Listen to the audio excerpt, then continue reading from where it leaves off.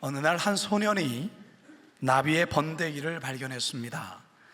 소년은 나비가 언제 나오나 하고 가만히 지켜보았습니다. 드디어 번데기가 조금씩 벌어지기 시작했습니다. 하지만 나비는 쉽게 나오지를 못하고 힘겹게 몸을 움직이며 고군분투하고 있었습니다. 소년은 안타까운 마음에 가위를 가져와서 번데기를 조금 조심스럽게 좀 찢어 주었습니다. 그런데 이상하게도 나비가 나오기는 했지만 날개를 제대로 펼치지도 못하고 버둥버둥 대다가 그만 죽고 말았어요. 나중에 알게 된 사실은 나비가 번데기에서 나오려고 몸부림치는 과정이 날개에 필요한 근육을 단련시키고 그 힘든 과정을 통해 날 수 있는 힘을 얻게 된다는 것이었습니다. 다시 말해 번데기에서 나비가 되기까지는 혼자서의 힘겨운 사투를 반드시 통과해야 했던 것입니다. 어느 마을에 유명한 조각가가 있었습니다. 그는 거대한 대리석을 가져다가 깎고 다듬어 아름다운 작품을 만들어내는 사람이었는데요, 어느 날 한 사람이 조각가의 작업을 지켜보며 묻습니다. 이 딱딱한 돌덩이가 어떻게 아름다운 조각상이 될 수 있습니까? 조각가는 미소를 지으며 대답을 하죠. 이 돌 속에는 이미 훌륭한 작품이 숨어 있습니다. 단지 나는 불필요한 부분을 깎아내고 다듬을 뿐입니다. 망치와 끄리 구이를 다 하는 것이죠. 이 말을 가만히 듣던 사람이 무릎을 탁 치며 혼자서 말합니다. 인간의 삶도 마찬가지구나. 하나님께서 우리의 삶을 아름답게 조각하시기 위해 고난이라는 망치와 끌을 반드시 사용하시는 거구나. 사랑하는 성도 여러분, 오늘은 스페셜 워십데이이자 사순절 4번째 주일입니다. 이미 2부 예배에서는 우리가 시니어들과 함께하는 예배를 드렸고요, 이제 4부 예배 때는 우리 자녀들과 자녀 세대들과 함께 각각 예배를 드립니다. 그래서 저는 오늘 이 로마서 강해를 잠시 멈추고 그리스도의 십자가 고난과 우리의 삶에서 마주하는 이 고난에 대해서 여러분들과 함께 나누고자 합니다.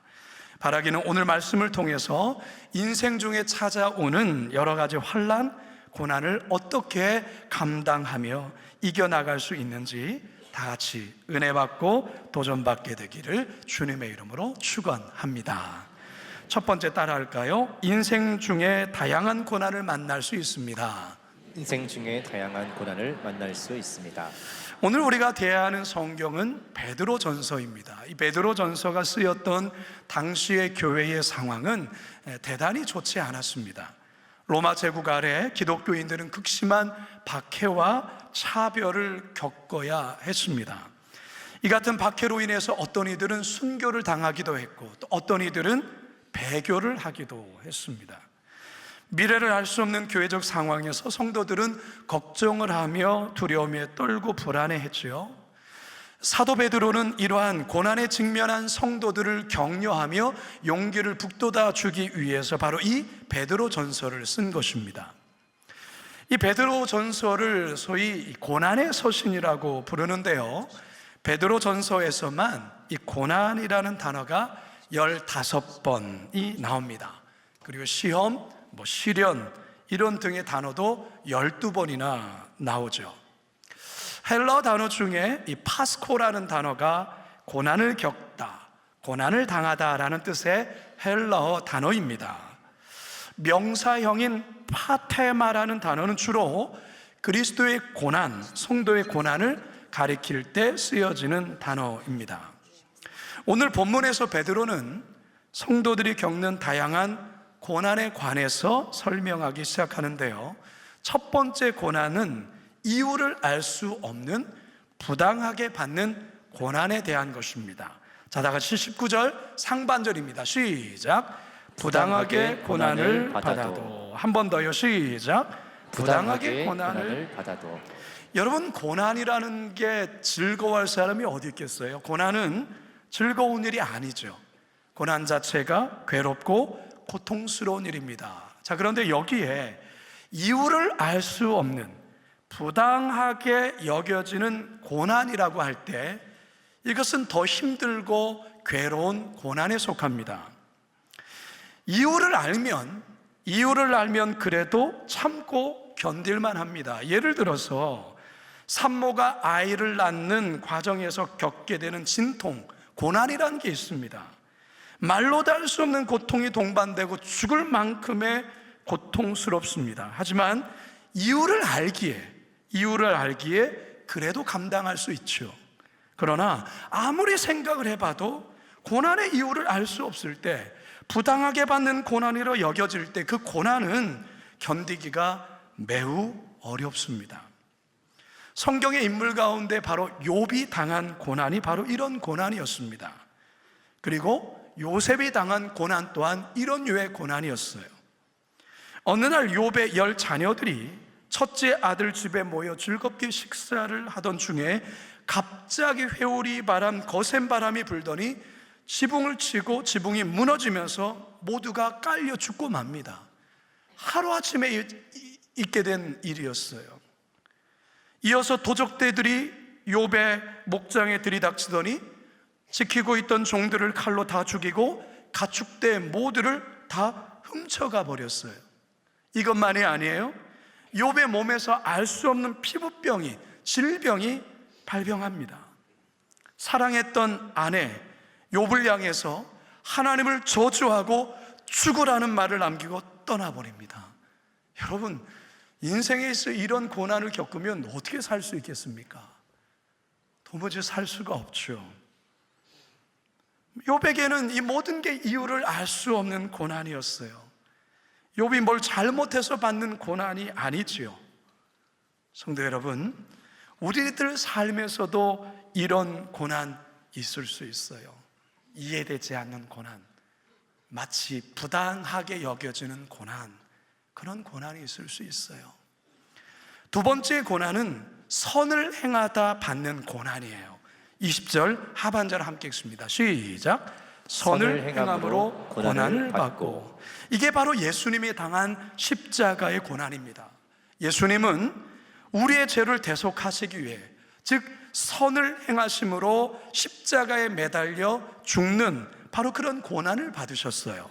22절과 24절 상반절입니다. 시작. 그는 죄를 범하지 아니하시고 그 입에 거짓도 없으시며 친히 나무에 달려 그 몸으로 우리 죄를 담당하셨으니 이는 우리로 죄에 대하여 죽고 의에 대하여 살게 하려 하심이라. 아멘. 오늘날 신앙의 양심과 믿음으로 바르게 살려고 할 때 하나님의 편에 섰다라는 이유로 핍박받는 경우가 있을 수 있거든요. 바로 여기에 해당되는 고난입니다. 선을 행하다 받는 고난. 자, 그런데 여러분, 우리 성도들이 가급적, 아니 결코 받아서는 안 되는 고난도 있습니다. 그게 어떤 고난이냐? 세 번째 고난에 해당되는데요, 자신이 명백히 잘못을 해서 그리고 죄를 범해서 받게 되는 고난, 이런 고난도 있어요. 자, 20절 상반절과 4장 15절입니다. 시작. 죄가 있어 매를 맞고 참으면 무슨 칭찬이 있으리요? 너희 중에 누구든지 살인이나 도둑질이나 악행이나 남의 일을 간섭하는 자로 고난을 받지 말려니와. 여러분, 성도가 불륜을 저지른다거나 남에게 사기를 치다가 발각되어 어려움을 당한다면, 또는 양심적이지 않은 행동을 하다가 적발되어 어려움을 겪는다면, 그리고 섣부른 판단과 아집으로 상황이 어렵게 흘러가 고난에 처해졌다면 성도는 처절하게 회개하고 반성하며 돌이켜야 합니다. 죄값을 치러야 되는 거예요. 이런 류의 어려움을 마치 그리스도가 당하는 고난처럼 스스로를 이해하고 합리화해서는 절대로 안 되는 거예요. 그건 그리스도에 당하는 고난이 아니에요. 자신이 지은 죄로 말미암아 받게 되는 형벌인 것이죠. 사랑하는 성도 여러분, 여러분은 지금 어떤 류의 고난에 직면해 있습니까? 이해하기 어려운 부당한 고난에 처해 있습니까? 그렇다면 하나님의 선하신 뜻과 계획이 있음을 신뢰하고 욥과 같이 끝까지 인내하고 견디시기 바랍니다. 혹시 예수님과 같이 선한 일을 하다가 고난을 받고 있습니까? 그렇다면 기뻐하고 감사하십시오. 지금 여러분은 주님의 고난에 동참하고 있는 것입니다. 그리고 이후에 천국에서 받을 상이 큽니다. 바라기는 오늘 주신 말씀으로 인생 중에 겪는 다양한 고난 속에서도 반드시 승리하시는 저와 여러분 모두가 되시길 주님의 이름으로 축원합니다. 두 번째 따라합시다. 고난은 성도의 마음을 정결케 합니다. 고난은 성도의 마음을 정결케 합니다. 최근 금값이 굉장히 많이 오른 것 여러분 아십니까? 여러분 그쪽에 관심이 전혀 없죠? 요즘 순금 한 돈이 얼마 나가냐면 3월 27일 기준으로 약 54만 원에서 55만 원에 나가고 있다고 해요. 저의 자녀가 돌 때만 해도 그때 한 돈에 4만 원에서 4만 5천 원 했거든요. 그 사이에 지금 한 10배 그 이상을 오른 거예요. 물론 뭐 그때보다는 지금 또 많이 또 그렇겠죠. 환율이 또 오른 거겠죠. 그때랑 비교해 보면 뭐 지금 금값 정말 많이 올랐습니다.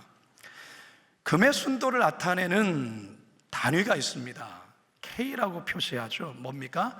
캐럿이라고 표시합니다. 24캐럿을 99.99%의 순금으로 봅니다.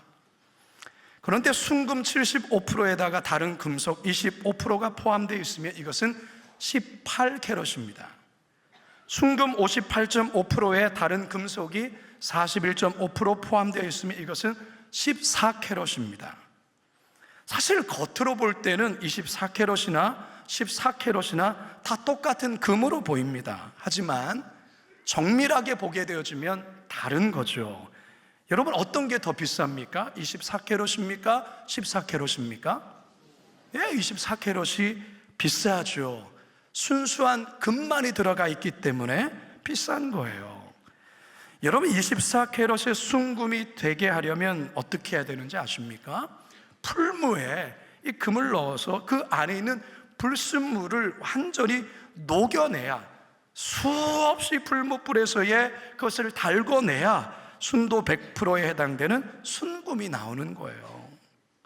과거 통일신라 시대 때에 금 채굴과 금 세공 기술이 대단히 뛰어났습니다.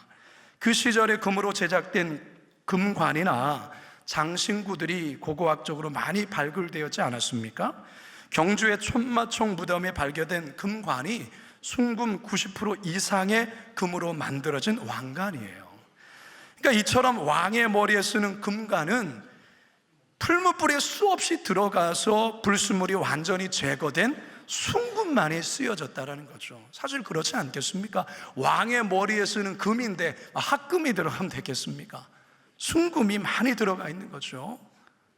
여러분 여기 아주 영적인 원리가 담겨 있습니다. 성도라고 해서 다 똑같은 성도가 아니에요. 하나님 보시기에 순금 100%에 가까운 24캐럿 성도가 있고요, 18캐럿 성도가 있고요, 14캐럿 성도가 있고요, 10캐럿 성도도 있어요. 여러분은 몇 캐럿의 성도입니까? 무엇이 24캐럿과 무엇이 10캐럿 성도들로 구분할까요? 바로 고난의 풀무불을 얼마나 많이 통과했느냐에 달려있는 거예요. 고난의 풀무불을 여러분들이 얼마나 잘 통과했는가, 그 속에서 우리의 심령이 전결해지는 거예요. 우리 내면에 있는 욕심, 아집, 고집, 자기의 어떤 교만함, 이것이 고난의 풀무불로 통해서 이것이 녹아지는 거예요. 그러면서 우리의 심령이 더 전결해지고 거룩해지는데, 바로 여기에 우리의 성도가 24캐럿 성도가 나오고, 어떤 이는 10캐럿 성도가 나오고, 어떤 성도는 그보다도 더 못한 성도가 되는 거예요. 얼핏 보면 다 똑같은 성도처럼 보이지만 하나님 앞에 보실 때, 하나님이 보실 때는 그렇게 안 본다라는 거예요. 사랑하는 성도 여러분, 하나님은 우리들이요, 저와 여러분들이 24캐럿 순금의 성도가 되기를 원하세요. 제가 여러분께 질문해 볼게요. 저의 손에 금덩어리 2개가 있어요. 하나는 순금 24캐럿 금이고 하나는 10캐럿이 들어있으면 여러분 어떤 거 가지실래요? 솔직하게 얘기하세요. 다 알아요. 순금 그거 받지 않겠어요? 누가 10캐럿 이걸 받겠어요? 왜 그렇습니까? 값이 나가니까, 값 비싸니까. 사랑하는 여러분, 우리가 순금을 그렇게 좋아하면서 우리의 신앙이 순금인 신앙이 되어야 되지 않겠어요? 그러려면 여러분, 우리를 정결케 하시고 깨끗게 하시고 우리를 연단케 하시는 그 하나님의 그 고난의 풀무불에 대해서 여러분들이 성경적 시각을 갖고 계셔야 되는 거예요. 잠언 17장 3절을 함께 읽습니다. 시작. 도가니는 은을, 풀무는 금을 연단하거니와 여호와는 마음을 연단하시느니라. 우리 하나님께서 저와 여러분을 향한 기대치가 있는 거예요. 여러분들이 그저 10캐롯의 성도로 그저 거기에 머물기를 원치 않았어요. 여러분이 그저 그런 성도로 살다가 그냥 죽는 성도가 되기를 원치 않아요. 하나님이 여러분들이 순금과 같은 그런 성도가 되기를 원하시는 거죠. 그러기 위해서 우리 인생에 고난이라는 것이 와요. 그 고난을 통과해야 된다는 것이죠. 그런데 여러분, 우리들이 고난을 통해서만 우리는 하나님의 마음을 더 깊이 헤아리고 이해할 수 있어요. 욥이 그랬어요. 욥이 결국 이 고난을 통해서 자신을 단련케 하시고 순금같이 나오게 하시는 그 하나님을 비로소 알게 됩니다. 그가 나는 지금까지 하나님을 귀로만 들었지만 이제 저는 하나님을 눈으로 봅니다. 그게 바로 욥의 고백이에요. 고난을 통과한 욥의 고백이고 또한 그는 이렇게 고백을 하죠. 욥기 23장 10절입니다. 시작. 그러나 내가 가는 길을 그가 아시나니 그가 나를 단련하신 후에는 내가 순금같이 되어 나오리라. 따라서 여러분, 고난이 여러분께 있을 때, 고난당할 때에 원망하고 불평해서는 안 돼요. 왜 나만 겪는 고난이냐고라고 한탄하며 주저앉아서는 안 된다, 그 말이에요. 오히려 이 고난을 통해, 이 시련을 통해 나의 마음을 더 정결케 하시고 저를 더 단련케 하시고 더 아름답게 하실 그 하나님을 온전히 바라봐야 하는 것입니다. 그저 견디는 것만이 아닌, 그 견딤을 넘어서 인내하는 것만이 아닌 그 인내를 넘어서 오히려 기뻐하고 감사할 수 있어야 하는 거예요. 사도 바울이 오늘 이 말씀을 통해서 우리에게 그것을 요구합니다. 4장 12절과 13절 상반절입니다. 시작. 사랑하는 자들아, 너희를 연단하려고 오는 불시험을 이상한 일 당하는 것 같이 이상히 여기지 말고 오히려 너희가 그리스도의 고난에 참여하는 것으로 즐거워하라. 우리에게 너무나도 잘 알려진 손양원 목사님, 공산당원에게 2 아들을 잃고 아들을 죽인 그 자를 양자로 삼는, 정말 이런 일은 기독교 역사 일에 거의 없는 일인데 손양원 목사님이 자기 아들을 죽인 그 사람을 양자로 삼았어요. 그를 용서할 뿐만 아니라 목사님 자신도 한국 전쟁이 발발했을 때 교회까지 쳐들어온 공산당에게 결국 총살을 당해 순교를 당하게 됩니다. 한국 교회 역사에서 참 훌륭한 목사님이시죠. 이 목사님 평소에 설교 중에 다음과 같은 말을 자주 했다고 합니다. 고난은 하나님의 은혜입니다. 그러므로 나는 고난을 사랑합니다. 고난이 없으면 하나님의 사랑을 깨달을 수 없습니다. 고난이여 내게 오라, 시련이여 내게 오라, 나는 기꺼이 받겠습니다. 왜냐하면 그것이 나를 하나님께 더 가까이 가게 하기 때문입니다. 사랑하는 성도 여러분, 고난은 성도들 마음에 끼어있는 죄의 불순물을 제거하고 정결케 합니다. 우리 인생에 고난이 없으면요, 우리는 대단히 교만한 사람이 됩니다. 자기 잘난 맛에 살고요. 고난이 없으면 사실 하나님도 필요치 않게 생각해요. 내가 뭐 이렇게 잘 사는데 굳이 뭐 하나님을 섬길 이유가 어디 있겠습니까? 그러나 우리 인생에 우리 인간이 감당할 수 없는 고난, 그런 고난 앞에 서게 되면 우리 인간은 겸손해지는 거예요. 나는 한낱 먼지에 불과한 자이고 하나님의 은혜가 없으면 단 하루도 한순간도 살아갈 수 없다는 그와 같은 고백을 고난 속에 하게 되는 거예요. 사랑하는 여러분, 혹시 고난 중에 있습니까? 그렇다면 원망하며 불평하지 마십시오.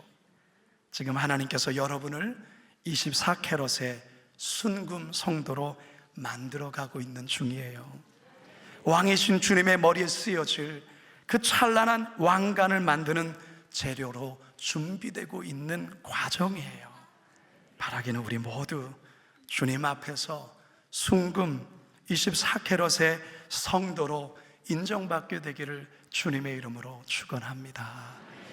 마지막 세 번째 따라합시다. 주님의 고난을 묵상하며 따라가야 합니다. 주님의 고난을 묵상하며 따라가야 합니다. 예수님이 당하신 십자가 고난은요, 자신의 죄 때문에 당한 고난이 아니에요. 더욱이 정치적인 역모에 휩쓸려서 억울하게 당한 부당한 고난도 아닙니다. 예수님의 고난은 하나님의 뜻과 계획 속에 작정된 고난이었어요. 저와 여러분들을 죄에서 구원하기 위한 바로 하나님의 계획이었던 것이죠. 24절 함께 읽습니다. 시작. 친히 나무에 달려 그 몸으로 우리의 죄를 담당하셨으니 이는 우리로 죄에 대하여 죽고 의에 대하여 살게 하려 하심이라. 그가 채찍에 맞음으로 너희는 나음을 얻었나니. 그가 채찍에 맞음으로 우리가 나음을 얻은 거예요. 예수님도 십자가의 고난이 솔직히 너무 두려워하셨어요. 그래서 겟세마네 동산에서 밤을 새며 기도하시면서 뭐라고 말합니까? 아버지여, 할 수만 있다면 이 고난의 십자가의 잔 지나가면 안 되겠습니까? 지나가면 안 되겠습니까? 그렇게 간구했잖아요. 우리 예수님도 십자가 고난 두려웠던 거죠. 하지만 하나님의 뜻이 십자가 고난이 있음을 알았기에 예수님은 결국 그 십자가를 지기로 결정하고 모든 것을 하나님께 맡기게 됩니다. 예수님이 십자가 고난을 기꺼이 받으셨던 이유는 인류에 대한 구원도 있지만 오고 오는 세대 속에 고난당하는 모든 성도들에게 그 고난을 이길 힘이 십자가에 있다는 것을 알려주기 위해서 우리 예수님이 먼저 본을 보였던 거예요. 21절입니다. 시작. 이를 위하여 너희가 부르심을 받았으니 그리스도도 너희를 위하여 고난을 받으사 너희에게 본을 끼쳐 그 자취를 따라오게 하려 하셨느니라. 너희에게 본을 끼쳐 그 자취를 따라오게 하려 하셨다. 성도 여러분, 여러분들이 인생에서 겪게 되는 이해할 수 없는 고난을 만났을 때, 혹은 선을 행하다가 고난 앞에 섰을 때, 우리들은 예수님이 지신 그 십자가를 깊이 묵상해야 합니다. 아무 죄 없으신 예수님, 나를 위해 그 무거운 십자가, 그 고난 당하셨는데 그 얼마나 힘드셨을까, 그거 여러분 기억하며 그 고난 헤쳐나가야 된다, 그 말이에요. 히브리서 12장 2절입니다. 시작. 믿음의 주요 또 온전하게 하신 이인 예수를 바라보자. 그는 그 앞에 있는 기쁨을 위하여 십자가를 참으사 부끄러움을 개의치 아니하시더니 하나님 보좌 우편에 앉으셨느니라. 여러분은 혹시 기흉이라는 질환을 들어보셨습니까? 기흉, 공기 가슴증이라고도 하는 질환인데요, 제가 고3 때 이 기흉을 2번이나 알아서 수술을 했었거든요. 이 기흉이라는 것은 이 폐의 표면이 손상되어서 공기가 빠져나와 가슴 안쪽 공간, 즉 흉관에 공기가 차는 질환이에요. 이로 인해서 폐가 부분적으로 또는 완전히 쪼그러들면서 호흡이 곤란해지고 그리고 심한 가슴 통증이 유발하는 그런 질환인데요, 특히 이 마른 체형의 젊은 남자들이 주로 이 기흉의 질환을 앓게 되는데, 여러분 보실 때 지금 제가 말라 보입니까? 아니죠. 근데 제가 고등학교 때, 대학 시절에 완전 마른 체형이었어요. 굉장히 마른 체형이었습니다. 그래서 제가 이 기흉을 이제 앓게 되었어요. 근데 이게 너무 아파요. 너무 아프고 이게 정말 죽을 정도로 아파요. 근데 이것을, 이 기흉을 치료하려면 이 흉관 삽입이라는 걸 해야 돼요. 여러분 지금 보여드리는 저 그림에 보면 가슴에 튜브를 삽입해서 공기를 빼내고 폐를 다시 펴야 되는 건데, 여러분 고3 나이에 이 옆구리를 이 칼로 째가지고 그곳에 이 튜브를 삽입해서, 여러분 얼마나 무섭겠습니까? 여러분 남일이라고 그냥 이렇게 보시는 것 같은데, 여러분 겪어보세요. 이게 정말 아픕니다. 그러니까 수술실에 혼자 앉아서 그 간호사들이 수술 도구를 달가락 하는 소리가 너무 공포적인 소리로 들리고, 이 시간이, 기다리는 시간이 너무 길고 너무 두려운 거예요. 그런데요, 갑자기 예수님의 고난이 이렇게 떠오르는 거죠. 우리 예수님 십자가 지시면서 채찍 맞으실 때 얼마나 아프셨을까. 쇠붙이가 달린 채찍에 살갗이 너덜너덜해질 정도로 맞으시고, 머리에는 새끼손가락만한 그 가시들을 엮여진 그 가시면류관이 이렇게 머리에 씌어졌을 때 얼마나 아프셨을까. 오른손과 왼손에, 그리고 발목에 그 커다란 대못이 박힐 때 얼마나 아팠을까. 이 생각하니까 나도 모르게 눈물이 나는 거예요. 분분마취를 하면서 정말 튜브를 삽입하는데 너무 아팠어요. 숨이 안 쉬어지는 그런 순간도 있어서 너무너무 고통스러웠는데, 그때마다 우리 예수님 골고다 언덕에서 겪으신 그 처참한 그 고난을 생각하면서 주여 주여 외치며 기도하며 이렇게 참았던 그런 기억이 있습니다. 우리 주님은 이보다 더한 고통을 견디셨는데, 이 정도야. 나도 주님의 그 고난에 조금이라도 참여하고 동참하는 것에 감사하다, 이런 마음이 들었어요. 그때 제가 19살 나이였어요. 사랑하는 성도 여러분, 예수님은 오늘도 고난받는 자들 향해서 이렇게 말씀합니다. 사랑하는 자야, 내가 너의 고난을 안단다. 너의 억울함, 너의 그 수치스러움, 너의 슬픔, 너의 아픔을 안단다. 사랑하는 자야, 고난 앞에서 무너지면 안 돼. 고난 앞에서 쓰러지면 안 돼. 내가 너의 십자가 끝까지 졌던 것처럼 너도 나를 보며 끝까지 그 고난 이겨내야 한다. 우리 주님 우리에게 말씀하십니다. 이제 저는 설교를 마치려고 합니다. 고난 중에 있습니까? 혹시 이해할 수 없는 고난, 부당한 고난 겪고 있습니까? 선한 일을 행한 것 때문에 고난이 왔습니까? 그래서 억울하고 화가 나고 잠을 자다가도 벌떡벌떡 눈이 떠지고 피가 거꾸로 서는 듯한 고통을 느껴지십니까?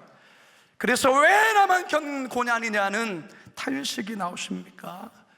그렇다면 이 시간 십자가를 바라보세요. 십자가, 우리 주님 지신 그 무거운 십자가를 바라보시라, 그 말이죠. 우리가 겪는 고난과는 비교도 할 수 없는 우리 주님 억울함과 처참함의 그 십자가, 그 십자가 바라보시라는 거죠. 때론 지금의 고난 해석되지 않을 때가 있어요. 이해되지 않아요. 설명이 되지 않아요. 여러분, 이해하려 하지 마세요. 이해 안 돼요. 해석하려 하지 마세요. 해석이 되지 않아요. 지금은 그냥 견디셔야 해요. 어떻게 견딜 수 있어요? 십자가 바라보세요. 우리 주님 지신 그 무거운 십자가, 그 십자가 바라보는 거예요. 그러면 내가 지고 있는 이 고난의 십자가 아무것도 아니라는 것을 느껴져요. 경험하게 되어요.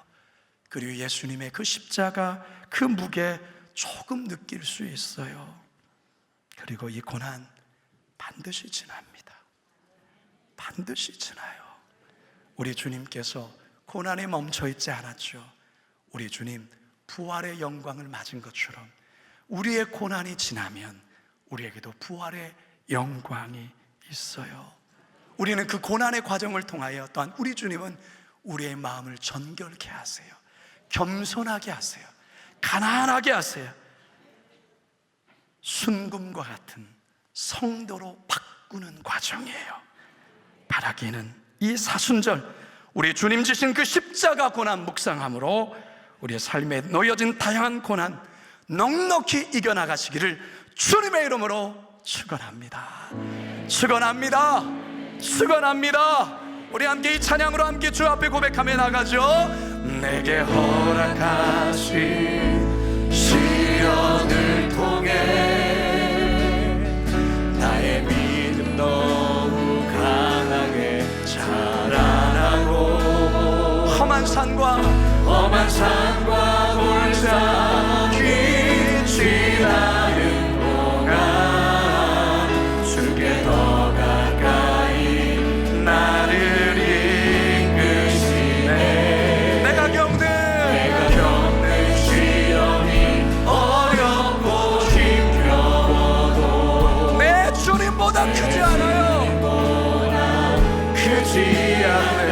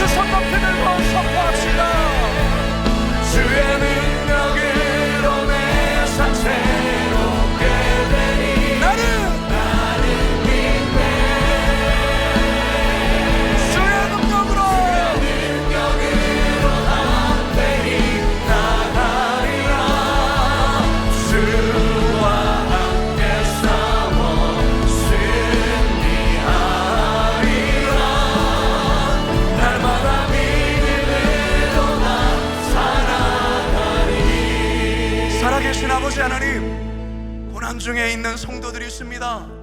원치 않은, 전혀 예상치 못한 인생에서 갑자기 밀고 들어온 고난으로 말미암아 좌절하고 실망하고 눈물 흘리는 성도들 있습니다. 우리 주님 이 시간 찾아가 주셔서 이 사순절 이 고난, 우리 예수님 지신 그 십자가의 고난을 바라보며 우리 성도들 견디며 참고 인내하며 그 고난을 이겨낼 수 있도록 인도하여 주시옵소서. 단지 견디는 것에만 머무는 것이 아니라 오히려 예수님의 그 십자가의 고난에 동참한다는 이 사실 앞에 감사하고 감격하고 주님 앞에 즐거워하고 기뻐하는 이런 위대한 신앙까지 자랄 수 있게 도와주옵소서. 그래서 우리가 그저 그런 신앙인이 아니라 14캐럿의 성도가 아니라 24커리에서의 하나님 아버지의 순금 신앙인으로, 순금 성도로 주님 앞에 인정받는, 주님의 머리에 씌워진 왕관의 채로가 되어지는 우리 성도들이 다 되도록 역사하여 주시옵소서. 그러한 사순절을 보내기를 간절히 원하고 바라오며 예수님의 이름으로 기도드리옵나이다.